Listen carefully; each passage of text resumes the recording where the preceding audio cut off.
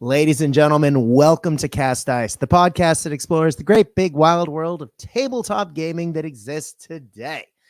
It's been said once or twice, mainly on this podcast, that we are in the middle of a gaming renaissance. There are just too many good games that we can spend our hobby time and our hobby dollars on, and it can lead to a serious case of not knowing what to play next. And I guess that's the purpose of this podcast. It's to talk about the games that my guests and I enjoy playing, to talk about big industry events, and to talk to the people who create these games. Now, in recent episodes, we've talked about the Masters of the Universe Battleground game. And of course, we've talked to our friends at Crooked Dice and Edge Hill University to talk about 7TV, one of my favorite skirmish games. But it has been a couple weeks since we've talked about Bolt Action, and I have actually gotten a slew of requests to talk about Bolt Action again. And given that I actually just ran an event with an interesting format, I thought it would be a good time to invite an old friend to come back on to talk about the Bolt Action World Series. Now, if I'm going to invite anyone to come on to talk about Bolt Action and to talk about an event that we've both played in, especially since he and I haven't played, God, in almost 7 or 8 years, it's got to be the man, the myth, the legend, Pete West. Welcome back to Cast Dice. How you doing, my friend? It's always a pleasure to be here, Brad, if only for those intros. So thank you very much once again. Well, I didn't even mention that you are the longtime tournament organizer for WinterCon and CanCon, and just all around Johnny on the spot as far as Bolt Action. Of course, you have your website, which I'm going to ask you to plug in one quick second, but you also moderate some 3D print pages for World War II files. You've got your fingers in a lot of Bolt Action pies, and it's really exciting to have you on today to talk about a game that we both love, especially since we do play a lot of games. But Pete, talk to us about Bolt Alt Action, because if folks haven't seen this, they need to. Well, thanks for the opportunity, Brad. But yes, my life revolves a lot around bolt action. And unlike you, I don't have the face or voice for podcasting. So I've gone into the medium of blogging. So as you mentioned, the website is Bolt Alt Action. I sort of run a daily blog of all news related to bolt action gaming. And there's a bunch of other resources on that page. So resources about helping you play bolt action.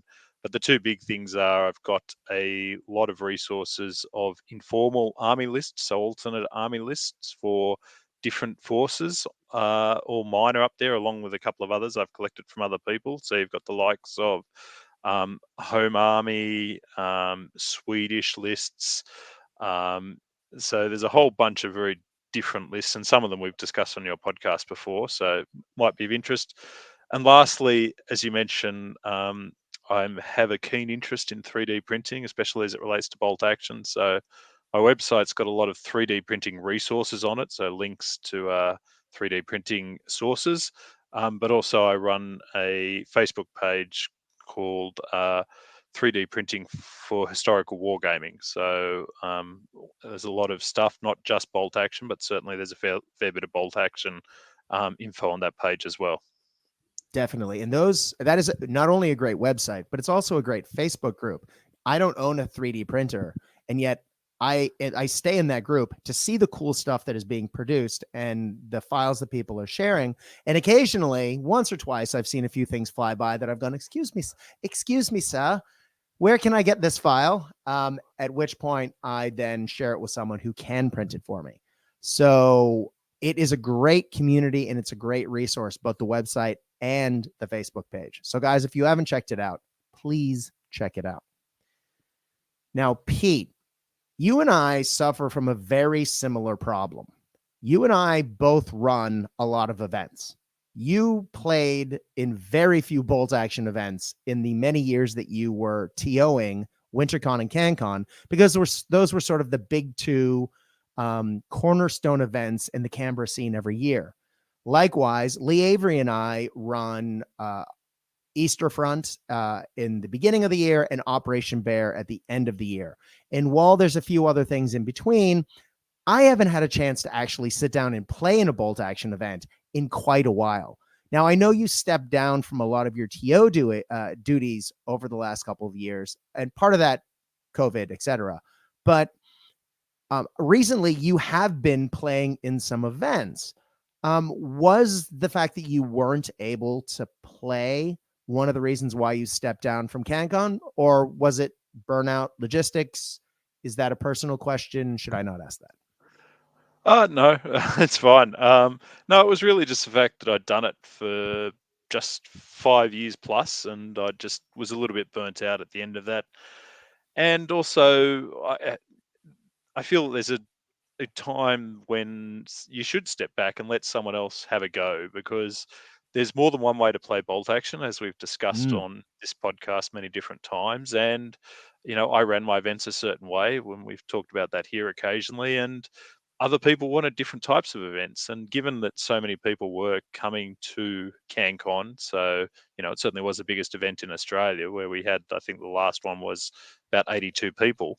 Mm-hmm. Um, I thought, well, I'll take a break, but it'll also give someone else a chance to step up and do something different. And so COVID sort of disrupted that. But by the same token, we've had a couple of different people run CanCon over the last couple of years. And this year we've got Hari and Tristan, who are going to do something entirely different, I think, from what's been done before. So it's Mm. great to see bolt action being done in a different way. And I think, Exactly. as I mentioned, I'll probably come back and do WinterCon the way I do bolt action, but CanCon will be something different, and I think that's really good. Yeah. Well, you and I, as I said, do suffer from this problem. And so, given that I'm running Jump to Action in September and Operation Bear with our buddy Lee in November, I kind of was wanting to play in an event. And 5 years ago, I adapted a format of event play from our good friend Greg Johnson over at the Hoodling Hole. For those who haven't checked it out and like fantasy wargaming, my God, this is the blog for rank and flank amazingness. This is the guy who pretty much paints an army every time he wakes up in the morning, and they're all to the best standard ever. I've never seen anyone hobby like this, including Patch. Like, it's outrageous, this man's hobby. And Greg Johnson, a forever and a day ago, came up with the idea of the Warhammer World Series. Now, I don't know why he picked that name. But the way the format worked is tables were set, and armies were matched thematically against one another. And over the course of the day, players would rotate tables, but the armies wouldn't move. Now, I thought, given that in bolt action, a rifleman is a rifleman is a rifleman, generally, I mean, national rules aside and a few other things. However, I thought that format fit bolt action better than classic Warhammer ever did. So I ran a very small test run of this with, I believe, four players or 6 players 5 years ago. Um, Given that lockdowns are over, and given that I hadn't had a chance to play in a lot of events because I'm often running them, I thought it would be a lot of fun to run the World Series again this year. Also, I looked at the shelf and saw that I own a couple of bolt action armies. So I thought it was a good time, especially given how much terrain I have been building for events, both Easterfront earlier in the year and some of the tables that will be premiered at Jump to Action in a month. And I realized that I owned armies that matched up against one another and the matching terrain. So I invited a group of some of the old faces of the bolt action community here in Melbourne, and I invited a special guest from Canberra. That's right, ladies and gentlemen, the guy I'm speaking to, Peter West. And he was gracious enough to fly down to join us for this. And we ran the Bolt Action World Series 2.0. So we had 8 players, 4 tables, and we had 4 sets of historically matched armies on matching tables. And in every round, the players rotated, depending on Swiss pairings, to see who they were playing next. The people who won more ended up playing more. The people who lost more ended up playing together as well. And so, but each time a player had to use a different army on a different table. And so it really was a challenge tactically, to adapt each time. Not only that, but the you had, I guess, as I said, bolt action armies do um, lend themselves to sameness. And I did lean into that a little bit for the armies on the tables, allowing for players to jump between armies, not without too much difficulty. There weren't a lot of swing lists, I guess is what I'm trying to say. Armies were a little samey, in that they usually had a tank or a tank in an armored car. In some cases, they had two tanks. But generally, you had a number of regular riflemen. You had small teams. You had support weapons. You had vehicles.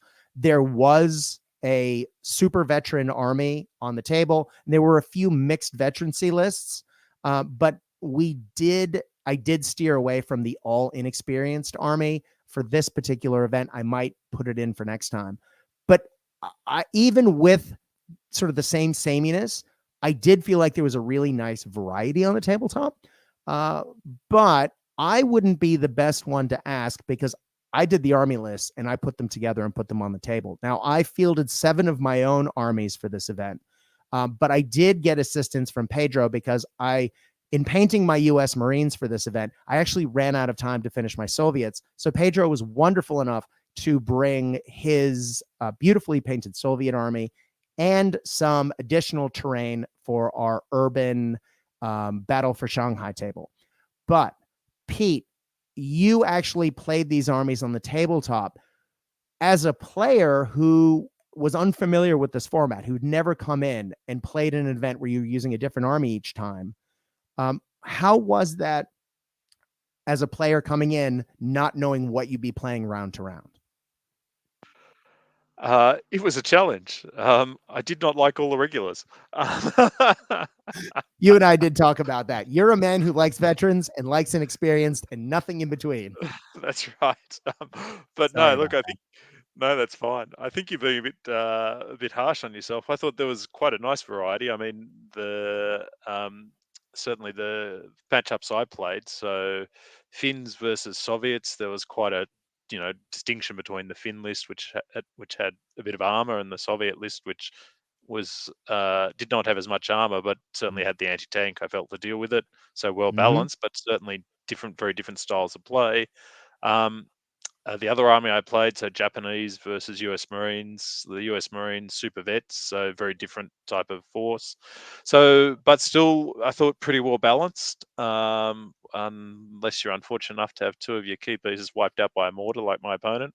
No, I thought that the armies were quite well mixed, but pretty well balanced. So kudos to you for, I think, getting that sweet spot where the armies were different styles of play, and but still, I don't think anyone felt on the day that they were severely hampered by the army they were given.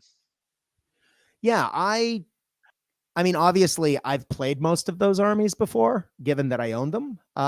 However, I didn't have any trouble jumping between armies, albeit most of those armies were built by me for me. So I'm probably the last person in the world to say whether or not I thought it was a good idea.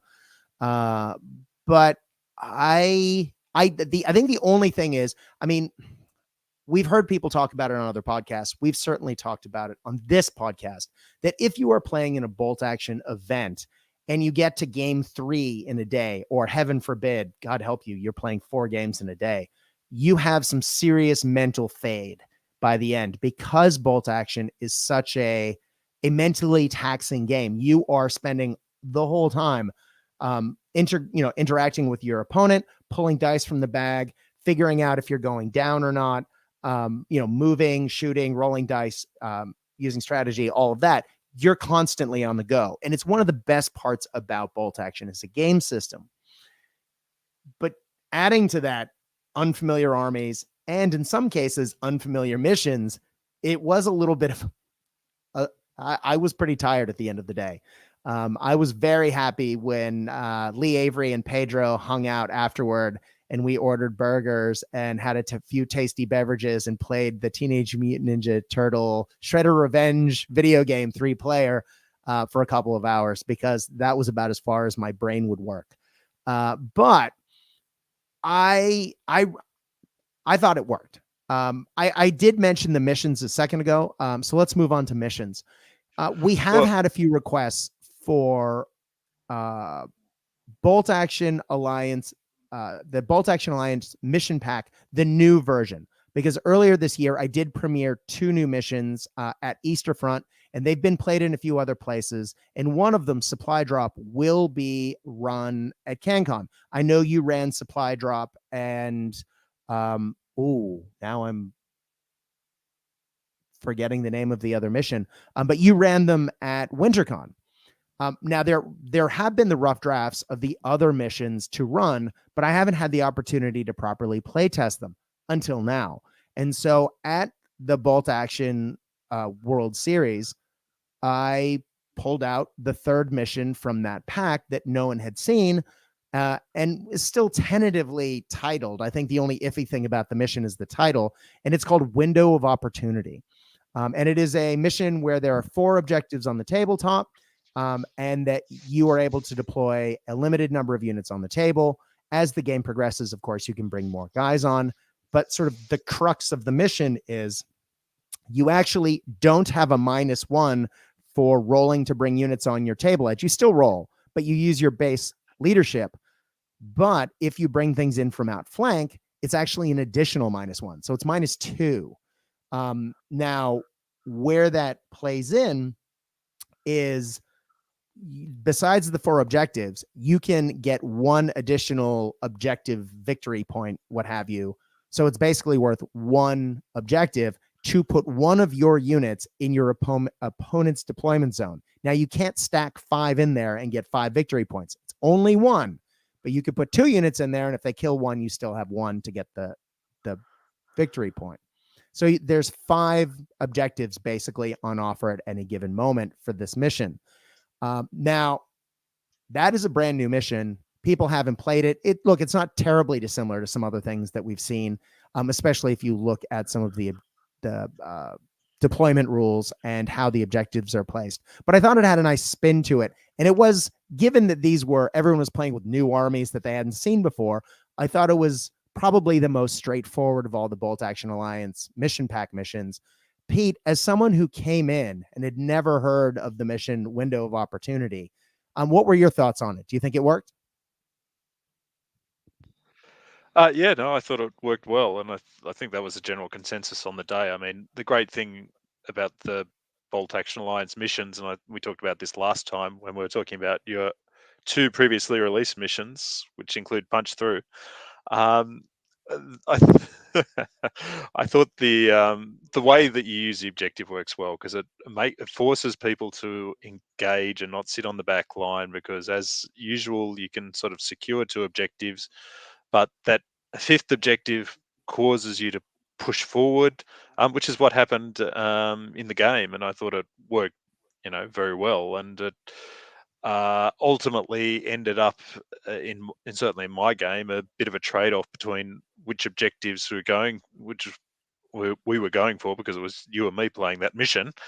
Um, Spoilers.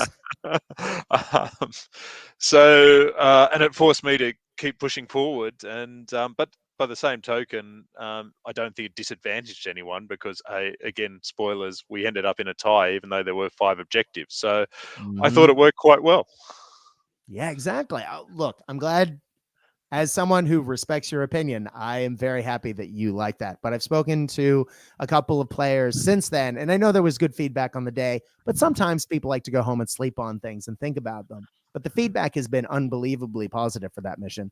So, and unfortunately, there is a typo. So once I fix the typo, I think it is ready for publication in the pack later this year. And for those wondering, when is the pack coming? Well, we will be premiering another new mission at Jump to Action and yet another new mission at Operation Bear later in the year. And what that means is we are probably going to see the mission pack around Christmas time or right before Christmas, maybe Thanksgiving time. So we'll see. It is the end of the year, and that is usually my busiest time at work. But at that point, I will have everything formally written up. I just like to have things play tested before I publish them. Anyway, the other two missions we played on the day were classics from the Bolt Action mission pack. Now, we could have gone with rulebook missions, but a lot of people have played a lot of those recently. And so we thought we'd mix it up a little bit. And so we used Nuts from the 2020 Bolt Action Alliance mission pack, which is a classic, and Crossfire, which came later in the piece compared to some of the other Bolt Action Alliance 20 mission pack 2020, et cetera, but is still one of my favorites. So it was great to be able to play those two missions because I actually haven't played either of those missions since COVID lockdowns in 2020. So it was nice to go back. It was like revisiting some old friends. And they were missions that most of the players playing in the event were familiar with because they've played in Melbourne events. And typically we've used a lot of the Bolt Action Alliance mission packs over the years. So Pete, I think it might be time. Before we dig in, though, is there anything else you wanted to mention about the format or the missions before we start talking about games, armies, and tables? No, let's get into the meat. I'm ready Right. to dig in. Right on. Let's do it. So, now for those wondering, if you are watching this on YouTube, Pete is a little camera shy. Pete, I hope that it's okay that I say that. I do love that your image is Cobra Commander and it matches the background. Well done, sir. So the Bolt Action World Series was held in a venue that made it easy for me to put out my terrain in my armies, given that I was providing almost all the terrain and almost all the armies, my house. And so we put together 4 tables in my living room and we set things up. Table 1 was the continuation war, and we had Finland versus the Soviet Union. Now, the Finn army was made up of a lot of vehicles. Now, you might ask, Finland vehicles? Well, the heavy tank platoon or brigade that I talked about in a previous episode for Finland did involve some light armored cars for reconnaissance, did involve a few tows to bring logistics around, a bunch of T-28s, and 1 Stug. And so I put together a Finn army that kind of reflected that. Had 4 squads of regular Finns, 4 regular rifleman squads, a couple of anti-tank rifles because they were used to support the armored vehicles, a sniper because Finland, and a T-28, a Stug, a Konsomalets tractor, and one of the LMG armored cars. Now, facing against that was a much more generalist Soviet army that had a ZIS-3, a T-34, with a bunch of ATRs and assorted squads with LMGs, SMGs, and all sorts of other shenanigans that you would anticipate being in your regular sort of Soviet army. Now, of all the tables, that was the one I did not play on. And terrain-wise, though there was 5 kidneys of trees and 3 fairly significant hills, like large ones that created almost a valley on the tabletop, a couple of hills, a couple of houses, some walls, and an outhouse, and assorted other terrain. I felt like this was the most open table at the event. Pete, you played on this table, and I don't actually know which army you ran, but I do know that you did well on this table. Can you talk to us a little bit about what it was like to play on this table and what those armies? So I played the Soviets on this table versus the Finns and all those vehicles, which, despite the fact, as you describe it, it sounds quite open. It actually, the hills, the interaction between the hills and the barns actually sort of divide it into three separate zones. You've Mm. sort of got the left, right, and the center. And I don't know, maybe that was kind of also as a result of the fact that we had the five objectives.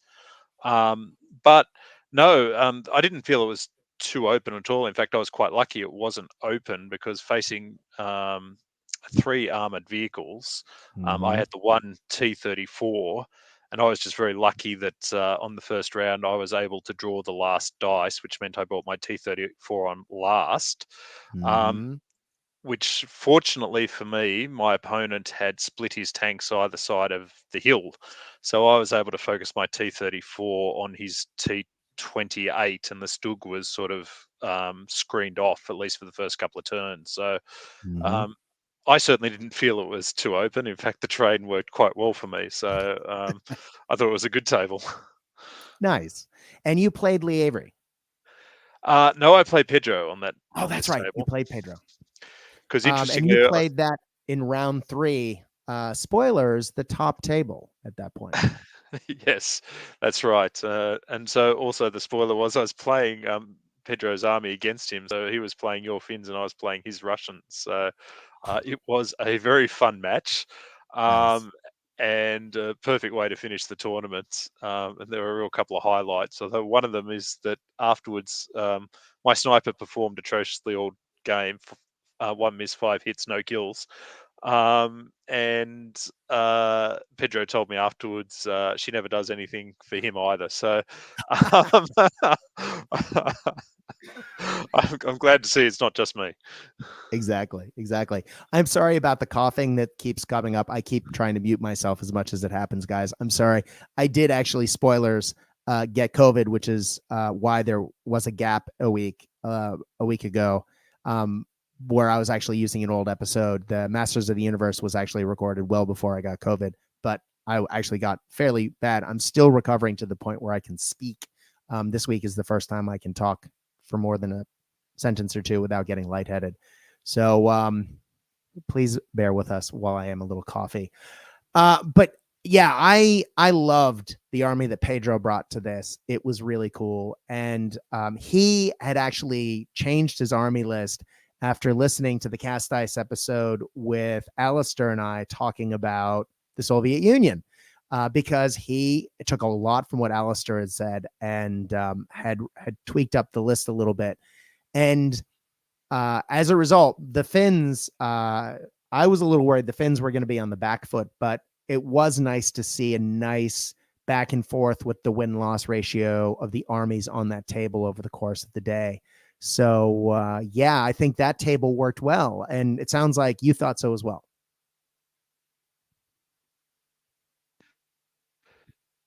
I think you are muted. No, I'm not muted. Can you hear me? Okay. You thought so as well? Yeah, no, I thought it was both the terrain and the armies were well balanced, and it was a fun table to play on. I got a lot of stories out of that, although surprisingly for the top table, it seemed to be a competition between me and Pedro as to whose luck could be worse. So it was really a lot of missed shots and glances and things not being destroyed. And although the highlight of the match was that. I ran up my commissar up the side, trying to grab an objective, and he was assaulted by Pedro's sniper squad. He defeated them with his pistol and his megaphone, and then he was managed to destroy a transport at the end of the turn by being closest to it. So it doesn't get much better or funnier than that. I was going to say, also, that's my sniper. Hey, buddy, don't do that. Well, let's move on to a much different environment, shall we? To table 2. And this was the table that I have been spending the last couple of months preparing for. As many of you know, I am an incredibly slow painter, and this was supposed to be my speed paint army. Turns out, even speed painting takes me forever. So I spent the last, 6 weeks, or I spent about 6 weeks, quote unquote, speed painting a U.S. Marine Army. Now, this is interestingly the army, the second bolt action army I ever bought. When the game first came out, pretty much the day almost I received my Armies of the United States book, I called War and Peace Games and ordered a bunch of US Marines, which then immediately came to my house. And then I never painted them until now. So I've been sitting on this pile of Warlord Metal US Marines forever. And over the years, I supplemented them with some Assault Group Marines, Metal Marines, because they are also great. And I finally painted them. So I have most of a US Army painted. Now, I didn't have time to finish the support weapons, some of the small teams, and the mortar. And I didn't have time to paint the matching Stuart and a couple of other vehicles. So what that meant was I looked at the Army and went, you know what? I originally bought these to run them as U.S. Marine Raiders. And if you've gone back through the Cast Ice episodes, I believe I republished Pete West and I's conversation about the Marine Raiders on Macon Island way back when.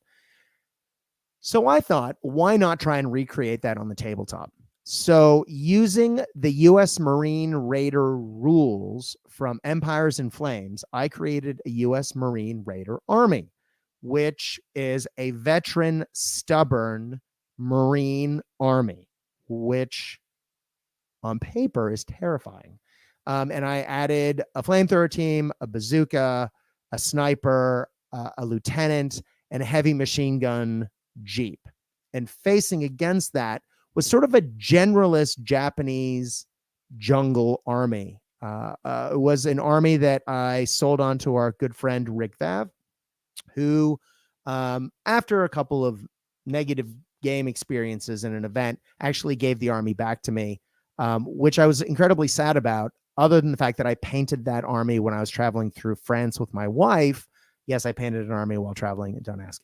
But I was really excited to get it back because it has a lot of sentimental value. And it was lovely to actually put it on the table again because it hadn't seen the table in my possession in 5 or 6 years. So it was lovely to see it on the table again for me.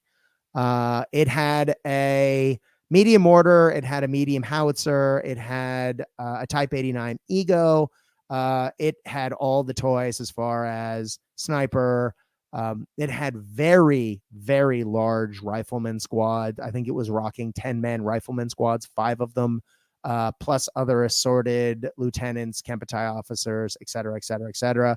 It also had, I believe, 2 to 3 anti-tank. It had 3 anti-tank suicide AT guys. And so it had all the teeth. It was a 16 dice army versus a 14 dice army. And even though I thought the Marines were kitted out to kill, they actually got, I think they lost every game. Although the game that I played on that table against Rob Deacon was a fairly close affair until the very end. I do think that if the Marines were maybe just regular veterans rather than stubborn veterans, and they had a few more toys, possibly a tank, I think it would have been a very different story. But I think the order dice difference and the fact that the Japanese had all the toys as well played to their favor. Was that your experience, Pete? Yes, I think that's a fair summary. I don't think the gap was as perhaps wide as it may sound. Right. There was certainly some very tense moments in my game where I Mm-hmm. felt it could have swung the other way, but boy, Lee was just having a bad game. I've never seen anyone get so many unlucky breaks in a game, and so in the end, it wasn't as close as it probably should have been. But I didn't feel that was necessarily just because of the army composition. I think that this is the game where I got ranged in with my mortar on Lee's sniper on turn 1. This is the game where both his flamethrower and his bazooka ran out from cover to toast me at various times, both my tank and one of my squads. And both times he was just millimeters out and was left hanging in the wind, Ouch. and got sliced up. And my medium howitzer also hit on a 6 on one of his squads. So it was just a combination of a couple of things that just meant that it was tougher than it should have been, I think, for Lee. Yeah, I think everyone who used that Japanese army with that medium howitzer hit a lot and did a lot of damage with it, because that seemed to be the comment in every game, including the one I played, that people were saying like it seemed to do very well. Like Pedro's sniper not ever hitting, that howitzer was zoning in and like crushing everything. But that said, that it, I think I added some additional terrain to the table from uh, Eastern Front earlier this year. I added a few rocks, hills, and shrubberies, adding to the jungle just to mix it up a bit. And I think it really added a lot to the table. Uh, there was just a lot of great terrain to interact with and to maneuver around. And it gave you some really interesting tactical options. And so I think that table is now set and ready to go for jump to action. And I'm glad I added a couple of little bits and pieces. But yeah. Yeah. No, I thought it was a really nice table. The terrain was well balanced, and I felt the Marines had pretty good cover running up. They just need a bit more luck. And I Mm-hmm. think the only other thing I'd say about that table, Brad, is Bohica. Yeah, exactly. Mm-hmm. I have my U.S. forces for Vietnam painted and ready to go. I do need to paint a couple of tanks for the American side, but I have the VC all primed and ready. I just need to actually sit down and paint them. I might try and quote unquote speed paint those at some point, but we'll see how we go. Also, I stubborn was remarkably good on those Marines. In the game that I played against Rob, I punished a few squads and they basically laughed off anything I did to them. Um, wow. Veterans with stubborn, particularly with the Marine weapon loadout. Oof. I understand why it's expensive points wise. But wow, that was intimidating at times. Yeah. Again, I until the end, I think that could have gone either way. Yeah, Yeah, I I, felt the stub. I need to play with that army some. I think there's some life and legs to it. I just it may not have been the right army to give to someone who had never played it before. I think that there is something there with the stub, and I certainly felt it. Guess my perspective was I was hitting a lot with HE. That was what did most of my Mm, damage, and it just it doesn't work quite as well. So I'm not sure overall if it's worth the cost if you're taking yeah. damage from HE. Certainly, stubborn worked great because I was desperately trying to kill off his final guy to get that last objective, who survived like a mortar hit and a howitzer hit. I think I basically had to run over him with a tank to kill him off. But the in general, when you're getting hit by HE, it's stubborn doesn't do quite the work it should for the cost. I think would be my observation. Yeah. Yeah. True. True. Well, let's talk about game 3. And unfortunately, or sorry, table 3. And unfortunately for you, you had to play a real jerk on this table. That is the Battle of the Bulge, U.S. Army versus Germans. Of course, this is Battle of the Bulge, so it is a winter theme. This was a new table configuration. It was using some of the terrain from a table we've used previously on a new Geek Villain mat that looks amazing. We added a few bridges over a dried stream bed. And it was winter themed US greatcoats versus Battle of the Bulge Germans, including an infiltrator squad in a Dodge Beep that we counted as a quote unquote field car. The Germans had an Earth's Panther, again, leaning into the Battle of the Bulge theme, and had 5 squads of regular guys, reasonable size squads. I think they were all 8 or 9 guys. And there was a smattering of weapons. A couple of a couple of those squads had LMGs. All the squads had an SMG on the sergeant. A lot of them had also a Panzerfaust on the sergeant. There was 1 or 2 assault rifles per squad, depending if there was an LMG or not, and a couple of other little bits and pieces. I didn't go overboard with the kit, but they definitely had a few extra bits and pieces on each squad. So there was 4 of those squads, and then there was a veteran squad that was dressed up in American gear that had SMGs for 5 guys and an assault rifle for 1 guy. That was the sergeant. And they were running around, as I said, in a field car. There were some additional support teams in that army as well.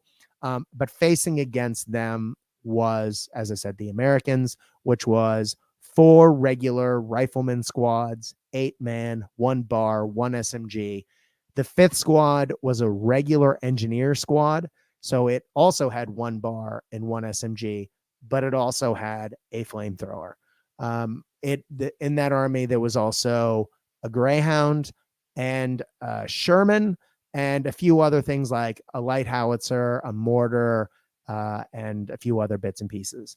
And so that, I think, I was initially a little concerned about the Germans winning that game, given that the Panther is a very hit or miss endeavor when you're sort of putting that against a Greyhound and a Sherman. But those games were very close, and the games did go both ways over the course of the day. Pete, you played me in this round. What were your thoughts about the armies and the table? Good army, terrible opponent. No, just kidding. No, it was a lot of fun. In part, first time playing you, I think in about 8 years. When Yeah. we last played was at Moab, and you had Polish resistance with a flamethrower Hetzer, and I was playing British Home Guard. So that's how long ago that was. But no, Yeah. look, it was a lot of fun, our game, and I thought the armies were pretty well balanced. Interestingly enough, I don't think your Panther and my Sherman ever shot at each other. They were Nope. opposite sides of the table, and it was a fun game for that. My Sherman was running rampant on one side, and your Panther was tying down my infantry on the other. But Mm-hmm.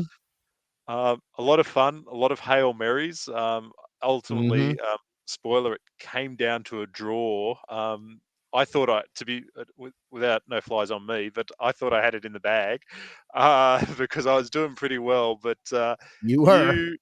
you proved to be the master and did a Hail Mary with your Panther, ran it down the road, and just basically with your shooting forced me to go down, which I shouldn't have done in retrospect, making sure I didn't get to that last objective. So you Mm-hmm. played it perfectly, sir, but a lot of fun. I got off 2 infantry assaults on the Panther. You did. Which is kind of insane. I think that's I now have a total of 4 infantry assaults on a tank in like 8 years of playing bolt action. So 50% of Mm-hmm. my tank assaults were in this game. But no, look, all in all, it was a pretty well balanced. Again, I had a little bit of luck on this one, particularly since I think, trying to remember, my sniper managed to take out your Panzerfaust, Mm-hmm. which let my Sherman run rampant. So mad about that. Still mad about that. Look, it's um, never a good idea when your entire anti-Sherman defense plan is 1 Panzerfaust in a regular squad. However, one must make do when Pete refused flanks you with his tank. Which is why I then took my Panther, which was on the opposite end of the board, and rammed it down your throat. Because, as you say, I was never going to stop you otherwise, and it did just hold you up. It was literally the best distraction I could come up with. I had a couple of boneheaded maneuvers in that game because I don't know what I was thinking when I forgot to move my veteran squad that you'd ranged in on until like halfway through the turn when you unforgot for me and leveled them. But look, I think that Panther really did save my bacon in a big way. And though I was worried about its existence in the army prior to that game, I was really happy it was there when I was playing it, if that makes sense. Yeah, I really enjoyed how that army played out on the both the game and how the army played. So yeah, I might need to give my Germans another run, because the last time I ran that army in an event, it was a big points. It wasn't a tank war event, but they encouraged people to bring bigger vehicles, and so I bring the Panther, and I just bullied people with it constantly because of Tiger Fear at the time and its big heavy armor and its massive gun. And it was kind of fun to do that again. So yeah, lots of fun. Pete, any final thoughts about table 3, or should I move on to the city? No, just lovely armies. Your particularly your Battle of the Bulge Americans. It's a great looking army, and I feel very inspired to look at doing one of those myself. Well, that was a table that I had no part in painting the armies for. The Americans were painted by the old LRDG podcast member, Warlord Tobu, way back when. I've been wishing I could get him to paint one more squad for that army for about 8 years. And the Germans and the American infiltrators were painted by the one and only Andy Singleton of Volley Fire Painting Service. And man, I couldn't be happier with them. They are so, so good. And I did realize when I was putting the army back in the case that I have about 10 extra models now for that army than what I would normally field in a game. And that gave me a bad idea of maybe it's time to call Andy and ask him if he can do a couple more, and then I could possibly run 2 German armies using those models. But we'll see. See how busy he is. The man is a very talented painter. Those armies are gorgeous. But Pete, table 4, the table that could have thrown things out, and that was the Battle for Shanghai, 1937, Nationalist Chinese versus the Japanese. Now, it was only just and right that I put that table on because I own Nationalist Chinese and I own a Japanese 1937 army that was designed to play for the Battle of Shanghai. So those 2 armies had to go on for this event. And then finding the matching terrain. I actually used a lot of Knight of Dice cities because city buildings, because at the time Shanghai was called the Paris of the East, and ironically the battle then became the Stalingrad of the East, just how historians refer to these things. But there were a lot of Western style buildings with Asian influence facade signs in a lot of the pictures. If you look back at the photos of Shanghai at the time. But there was also a lot of wrecked vehicles, craters, and debris. So we put a lot of Knights of Dice buildings in, and then Pedro was nice enough to bring some of his Knights of Dice matching Chinatown buildings. So we had a Chinese restaurant, we had a noodle cart, and there was just a generic building that had Chinese signage on it that matched my buildings perfectly because they were literally by the same company. And then we added in a few ruins and it's in the sort of the edge of a city park on one side of the board. And there you go. We had Shanghai for the Battle of Shanghai because a lot of buildings were damaged. There was a lot of significant cratering from artillery that randomly struck different parts of the city. And we thought that reflected on the tabletop what Shanghai would look like. I did talk with John and with Pedro before we set up for this as the best ways to do it. And I was a little concerned that the terrain would be too dense. So we did try and leave some open lines of terrain, more so than was done with the sort of generic ruin city board at Eastern Front, where it was all ruins. The feedback I got from a lot of players for that was it was great, but it did tend to slow you down a little bit, even though there were lines for people to move down. There was just a lot of rough ground and heavy cover to maneuver through. So for this event, I left about half of the ruins in the box, and we plumped it out with finished non-wrecked buildings. and that worked way better. So now I think I need to somehow find another half a table worth of city buildings so we can have two half city, half ruin buildings for possibly Operation Bear later this year.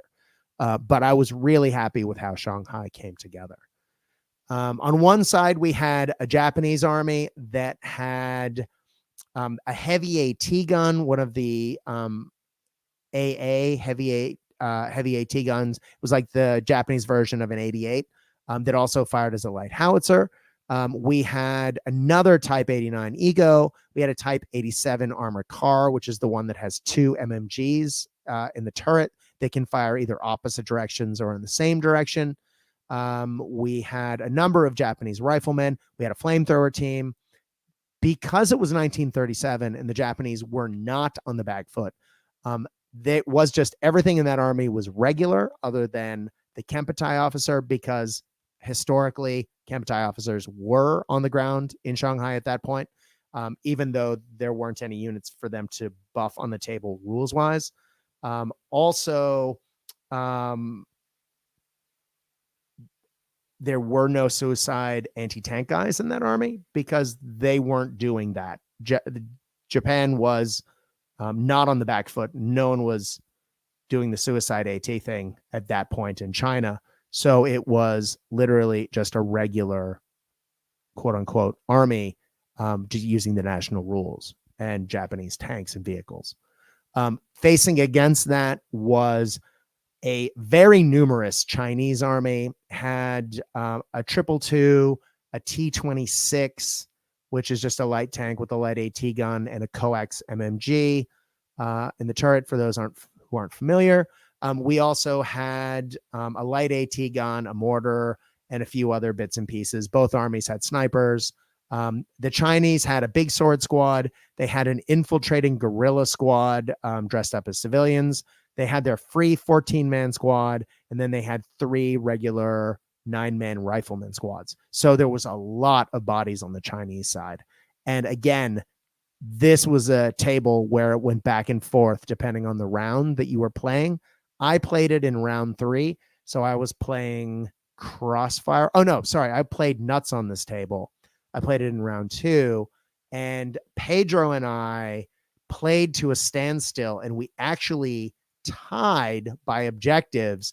But if you look at the victory conditions, it says if there's a tie, go to the victory conditions from the mission No Man's Land from the book, which we did, and Pedro soundly beat me using those because he had killed way more of my army than I had of his. That was a very close game, though. And man, it really did go both ways. I was playing the Japanese, Pedro was playing the Chinese. So I actually ended up playing, because I played the Japanese against Rob's Marines on the Marine table as well. I actually ended up playing Japanese twice. But they felt like very different armies, both because of the tabletops and the composition of what was in them. And I was really happy that they felt very different. And it was also nice, I think, for people, because Japanese are one of those things that they're not an army type you see a lot of down here. So I think it was nice. I heard a few people say, oh, I get to finally play with Japanese. This is cool. And so I think it was just a fun opportunity for people. And I thought it was kind of strange that I got to play with Japanese twice. But yeah, again, I did have a lot of fun in that game, and I was really happy with how the table played out as the mission went on, and I definitely think we need to be doing more of that. And after playing 2 Japanese games, man, I'm feeling the urge to paint another Japanese army, even though I own 2. So maybe I should just settle for painting a couple of more vehicles and adding them to my existing stuff. Pete, I know that you spent some time looking at the Japanese versus Chinese table. Any takeaways? It certainly sounded like the fun table. There was always lots of yelling and seemingly close dice calls on that table.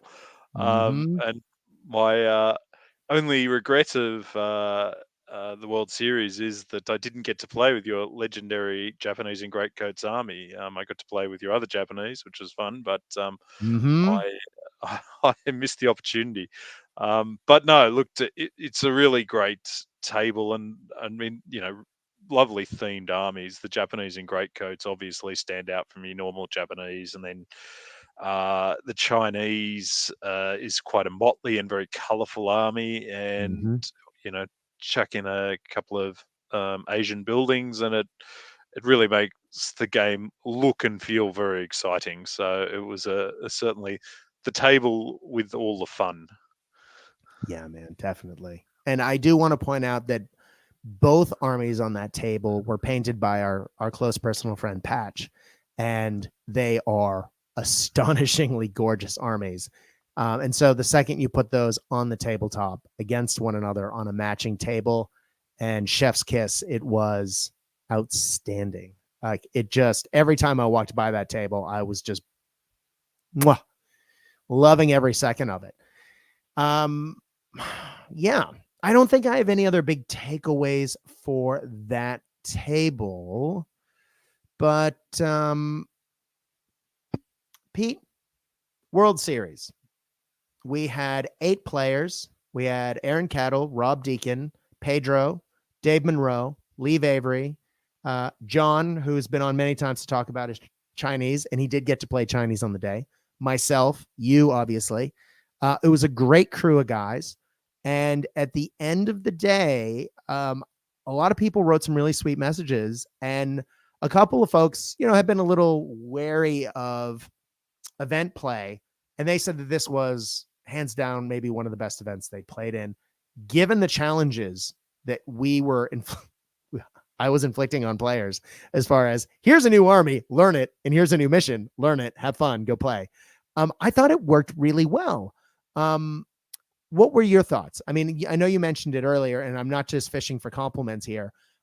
Did you think that there were any challenges for the format that you would change next time, or are you happy with how it ran? I was happy. I mean, as you said, this is my first time playing this format, and I think it works very well for bolt action. I played 3 armies that I have never played before, so I've never played US regulars, so I've got Marines, but I've never played US Army. I've never played Japanese, although that is the army I'm painting at the moment. And I've never played Soviets, although I've got 3 Soviet armies in my lead pile.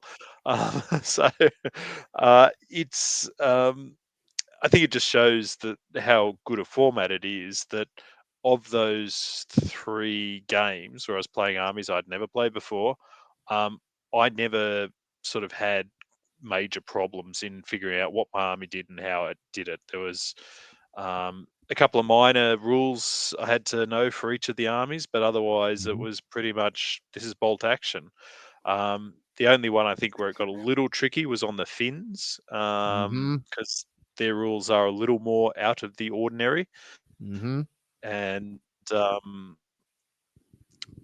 I I think the only time I saw it go against someone was when I did destroy that transport that Pedro had been moving forward. So it was a um, remind me, Brad, what it was? The Russian Bren From Somolets. equivalent, the Komsomolets. Yes. As I say, Mm-hmm. it was destroyed by um, my officer because he was close to it, my commissar, sorry, because he was close to it. But I don't think Pedro had realised it was a transport to him. It was just an armoured machine gun. So Oh, I think that's yeah. probably the only time I saw someone get caught out by not having previously played an army before. But um, overall, I think, yeah, it's a really good format for bolt action because you do that rifleman's a rifleman, and for each army, there's maybe 1 or 2 additional things you have to remember that's different about this army than whatever you normally play, and you just pick it up and give it a go. As Yeah. I say, I was trying something different because I never play regular armies, so it was a bit of an odd thing playing 3 regular armies in a row. But I don't know, it worked out well. It worked out pretty well for me, and I'm sort of tempted. Maybe I've been a bit harsh on the old regs. Maybe I need to give them another look. You heard it here, folks. First here, folks. Sorry, COVID brand. Pete West gonna come regular. And there's a good reason why he's considering this, because at the end of the day, the podium went third place Pedro, which is saying something because he was the man to beat pretty much the entire day. Second place, our buddy John. And first place, the man who came from Canberra to take all our trophies. That's right, Peter West. Congratulations, man. Thank you very much. It was it was a great fun day, and I was just happy to be in the company of so many good players. And to take it out was absolute icing on the cake. I think that is the key for this format. I think it comes down to the players that you invite, because we had top caliber players, but players who embraced the philosophy of the event and really, were laughing and having fun. It was a really informal affair. And I think the fact that we held it in my house helped. People showed up, had their cup of coffee, had their donut, and we're playing some games, having a laugh. We ordered some pizza for lunch. Again, had some laughs. As you say, people were yelling and hollering on some of the tables. There was just good humor aplenty everywhere. I think Rob Deacon is single-handedly the best jokester in Bolt Action, hands down. So he was providing laughs for maybe 3 tables at one time at every single round. And for any rules question, I do have to give a giant shout out to our friend Albert, of course, who won Eastern Front. He was our alternate player for this event. If someone had dropped, he would have been our evener.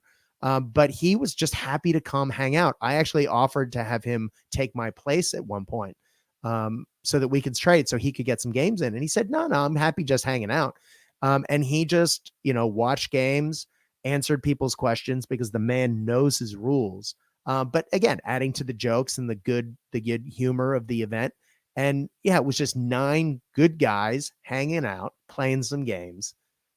I couldn't have been happier. And yeah, I was really happy with how the format worked.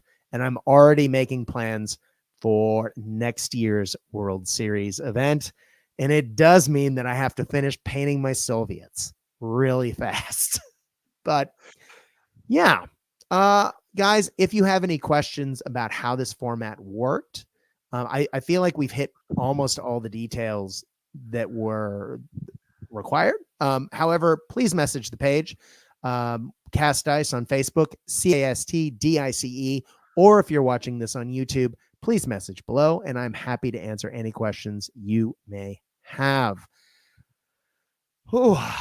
Before we call it a day, Pete, you and I do love to talk about different games. I think it would be rude not to talk about anything that we happen to be interested in at the moment. Pete, can I just quietly say I'm very excited for the upcoming Stargrave book.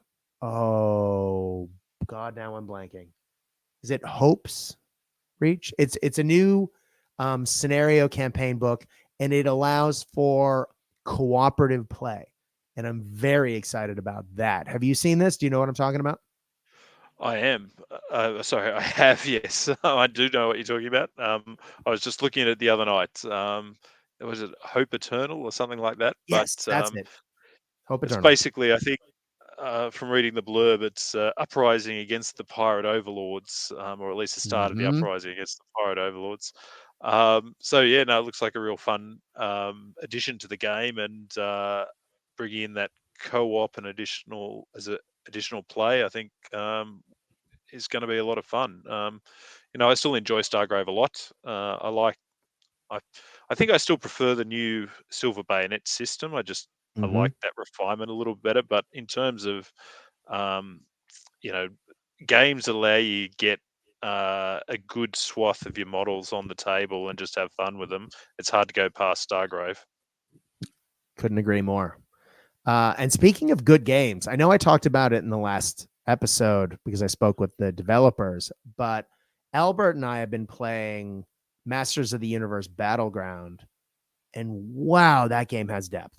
And I'm not just saying that because I spoke to the developers. I was shocked that a first edition rule set that was sort of all included in one box. I mean, you kind of expect some depth from games like, I don't know, Marvel Crisis Protocol or Malifaux, where you get some base models in the kit and then you bulk it out as you go. And yes, that is the model that is moving forward with Masters of the Universe.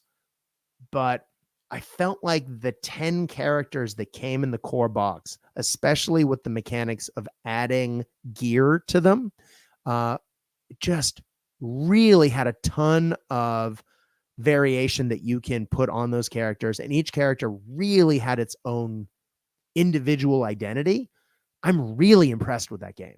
And if I wasn't so wiped out from trying to cough all night because I'm recovering from COVID, I would be playing that right. Maybe not this second because we're podcasting, but like tomorrow. Like I'm that excited about it. It's super good.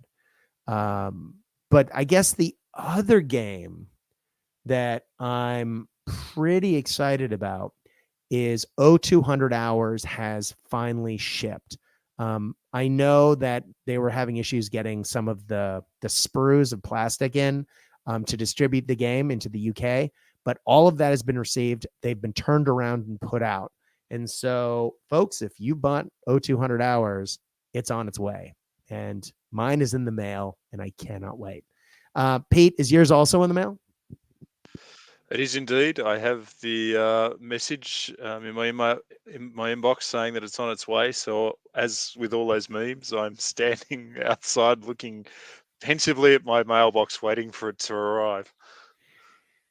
I think that makes you Escobar, right? Just sitting there in the empty pool, looking straight ahead, looking Well, sad. it's probably good that it has actually shipped. It means I can, now that I've actually got the game, I can stop buying things for it, even though it hasn't arrived yet. So as I think I mentioned previously, I've gone out and bought some pulp figures. Mm-hmm. For one scenario, I've also gone out and got a bunch of artisan desert figures to do a bit of Desert Raiders 200 hours. Nice. And I'm now looking at also picking up some Kriegsmarine guys to do a bit of a port raid. So, it's probably a good thing the game's going to arrive soon because I can't afford to not have it for much longer. Right on. Right on. Yeah, after the U.S. Marines, I'm taking a much needed break. But also for 0200 Hours, I'm painting a lot of, and also for Jump to Action, I'm painting a lot of, or assembling a lot of MDF buildings to paint this weekend when the weather's theoretically going to be better. And I keep going, this would work very well for a commando raid. So this week I've already built 3 village buildings, a barn, a big farmhouse. I'm about to build the church and a bunch of other things. So I'm very excited. And I guess when I was in the depths of COVID land, I may have ordered some more MDF from our buddies from, is it Titan Forge in New Zealand, Titan Terrain. So I have 5 more buildings that showed up today. So I'm rapidly running out of PVA glue or Elmer's glue, depending on which way you say it. I might need to go out and buy some more, and definitely need to buy some more spray primer because MDF buildings just drink primer. But it means that Jump to Action, we will have at least 2 more tables ready to rock and roll. So cannot wait. For those who don't know, Jump to Action is happening in September. It is a bolt action event happening, I believe it's September 25th. It is at Games Portal. I cannot wait for that to happen. Unfortunately, I was hoping that perhaps if there was an odd number of players, I might get to play a little, but the waiting list for that has been consistently filled. We are completely sold out. We are totally sponsored by Warlord Games and by War and Peace Games, in that we are getting quite a lot from them. And I do want to say we are additionally being sponsored by our good friend Albert, who had a lot of unpainted, unassembled, ready, new in the box bolt action product that he's donated to Jump to Action after listening to a previous episode and us talking about how we may not have as many prizes for Jump to Action as Operation Bear. And he incredibly generously has become one of our main sponsors. So please, the next time you see Albert, please thank him, because Jump to Action is largely sponsored by a member of our community who I'm very excited to call a friend. So thank you, Albert. And I look forward to playing Masters of the Universe and many other games with you soon. But once we start talking about future events, it might be time to call it a day. That does remind me, there is one other event to talk about. That is, of course, Operation Bear. We will be running Operation Bear in November. The date has been announced through the Facebook page. We will be doing registration. Tickets have not gone on sale for it yet. Registration and full player pack will be coming. I didn't want to put out 3 player packs at once and then lose track of which one, especially since some people were paying tickets for different things at different times. So now that the Bolt Action World Series is done and I am largely recovered from COVID and am mostly caught up from all the work I missed, I will be doing the Operation Bear player pack with Lee, and we will be putting out that information in the coming weeks. It will be at least another 2 weeks, but it will be coming. If you are coming interstate, we definitely have our point value, which is 1,054 points. And I can answer any question as far as listing goes, or accommodation, or dates, or venue, because all of those are 100% set. And we will definitely have room for anyone who wants to play for that event. So, any questions, please message the Cast Dice Facebook page. Pete, thank you as always for coming on, brother. It is always a pleasure to talk with you. And I can't tell you how humbled I am that you made the trip all the way down to Melbourne town to come play at the Bolt Action World Series. Thank you so much, brother. Well, it was a real pleasure, Brad, and thank you again for putting it on. And I second everything you said previously. That I think this format's a really sweet spot if you want to put on something friendly, particularly for a local community or your friends. It's that sweet spot between a competitive game and I guess a purely scenario type setup, because it is competitive. You're playing against each other, but because you're not using your own armies, no one can take it too seriously. And I think it really hits that sweet spot. So have a think about if you want to do something for your friends or for the local group. It's a really great format, and I'm sure Brad will help with any questions you may have along the way. Absolutely. And I should mention 2 things for the World Series format. I just saw the little note that I have on my computer that I hadn't hit my last 2 points. One is Lee Avery has repeatedly said with this format, because he played in the original one 5 years ago, and then he played in this one this time, that it is very easy to take this event larger if you reach out into the community and people are willing to let other people use their armies. That can be awkward for some people, because obviously people spend a lot of time and money investing in these armies, and it can feel bad to have someone else touching it, Cheeto handing your models or knocking them over, or bumping them into things. I get it. However, a number of people have volunteered to bring forces to this weekend. And if I lived in a larger house, I may have considered going bigger with the event. And possibly next year I'll go off site and make it significantly larger and ask some local people from the community if people wouldn't mind them using an army as well, much like Pedro at this event, and see if we can make it a larger event. I have mentioned sort of anecdotally, but I think it is important to note that I really went out of my way to balance the armies against one another so that people did have both players were in it with a chance to win, and there weren't any weird skew lists. And I think that really helped with the format. That said, if you want to run sort of a weird historical mission where maybe you have like an LRDG army coming in, swooping in on a more static defensive dug-in force, you could definitely do that.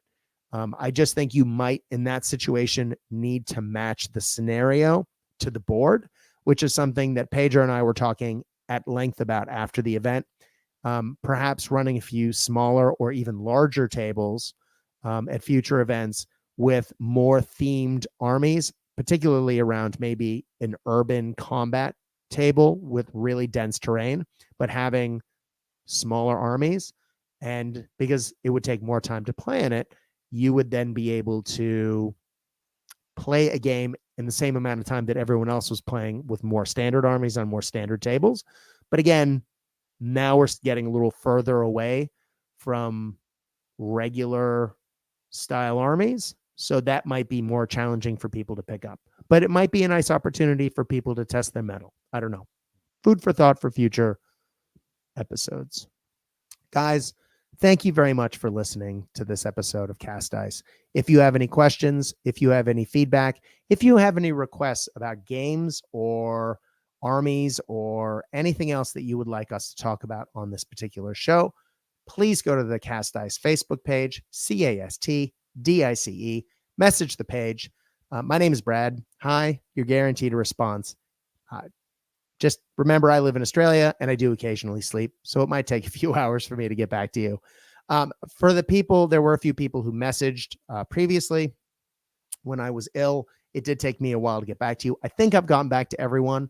But if I have missed you, please message the page, because I definitely don't want to leave anyone out in the cold.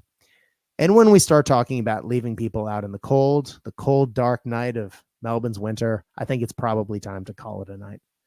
Ladies and gentlemen, as our buddy Casey always says, when you are playing the games that we know and love, I hope that your dice roll hot. I hope that your beverages are cold. But more than that, we at Cast Dice hope that you are having fun. Stay safe out there, guys. Good night.